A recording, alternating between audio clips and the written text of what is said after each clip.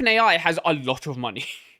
Like billions of dollars at this point. They went from being a non-profit. I think Elon Musk was actually part of forming OpenAI and then eventually became a for-profit company. Now they have a lot of money and are backed by Microsoft. So, yeah. Like, who is there anybody in the art space that has enough money to hold a lawsuit against Microsoft, basically?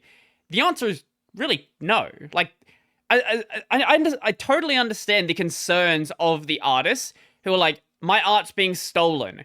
This is so terrible. How dare this happen? But the problem is that nobody has the resources to fight back against that. So it's pretty much just gonna happen no matter what people say on Twitter. And that's not a good thing. It's just the way it is. But music is one of those places where there are really big entities you could fuck with who really are not going to be happy. I would imagine any sensible person training an AI music model would train it more on like the YouTube music, on Creative Commons music where it's not going to be a problem.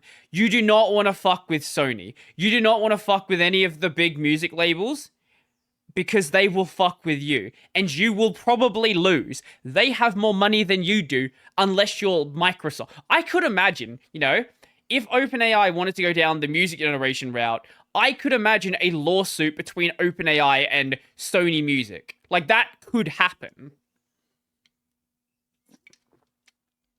I don't know if it's going to happen. I really don't. I think OpenAI is just focused on text and image right now because that seems like the most... Like, text especially seems like the most... Maybe not the easiest, but the most obvious thing to target if you're... Actually, I guess it would probably be the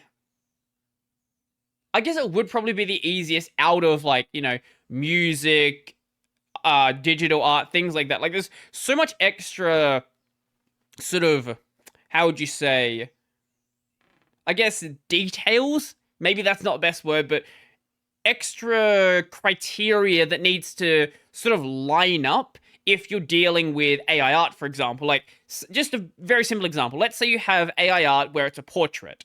Well, there are very clear things that people know that a portrait should and shouldn't have. So you want to have the correct number of fingers. You want to have the eyes, placed in a way where they make sense. Like, yes, there are people that have a lazy eye, but unless the lazy eye is intentional, it looks kind of off in an art piece. Like, if it's not clearly set up to be a lazy eye, it's more like one of the eyes are slightly off. Like, the human brain and the human eyes, whatever, are really good at working out that a face is off. And this is even true with, like, AI anime stuff and, like, stylized stuff where, it's not necessarily realistic, but we still have a general concept of how a face should look. Like, even though anime faces are anime faces, and especially with, like, the moe stuff with the giant eyes, things like that, you look at that sort of face, and it's a face. Like, you can see, like, when an anime face is off, even though it's not, like, a real face. Like, even if you've never watched anime, you can certainly tell when a face is off. Let me see if I can find a good example of this. It's not AI stuff, but it is the original version of Canon.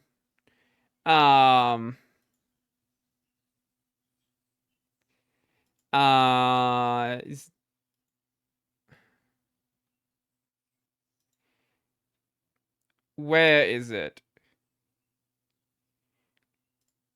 Yeah, here we go. This is... Okay, there are pictures that exaggerate it, but this is one of the actual frames from the show. Like, there's just something... The eyes are a little bit too far apart. It throws you off just a little bit. There's just something disconcerting about eyes that are that big, that far apart. Compare that to something like, the remake of Canon or pretty much anything else where you're like, okay, it's clearly weird. It's clearly still an anime face, but like, it's not that bad. It's not horribly bad. But, if you've not looked at the current state of, I think the area that's improving the quickest is AI anime, because there's just so much art already out there, and Kumas. I'm not joking when I say this, right? But the area that's improving the quickest is the hentai. Like, this is just what it is. What it is. It's sort of the same with sort of any tech that evolves, any tech that gets adopted, where porn is usually the driving force behind it gaining traction. Like, this is why movie cinemas, movie theaters, cinemas, whatever, theaters, we'll say, places where you go to watch a movie with other people. One of the things that pushed them was porn. Like, there was a time where you would go to the cinema and there would be porn. Like, it seems bizarre today. But like, yeah, this was a thing. And then you had, like, when VCR, or VHS, sorry, when VHS hit the scene, like, one of the things that pushed that into the home is porn. DVD, porn. Blu-ray's at a point where the internet had already gotten good enough where it didn't really matter. So no one cares about Blu-ray. But the internet, like, one of the big pushes for that, porn. One of the big pushes for VR, porn.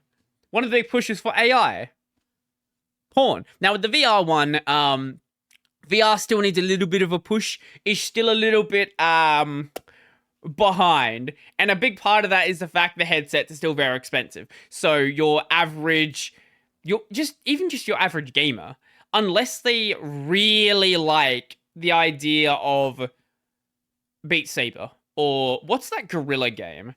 Gorilla Tag, I think that's what it is. Yeah, Gorilla Tag. Or like, there are games in VR, or like you're a VR chat person, you don't want to just do VR chat on a regular monitor. Like, there are reasons why you might want to buy a VR headset.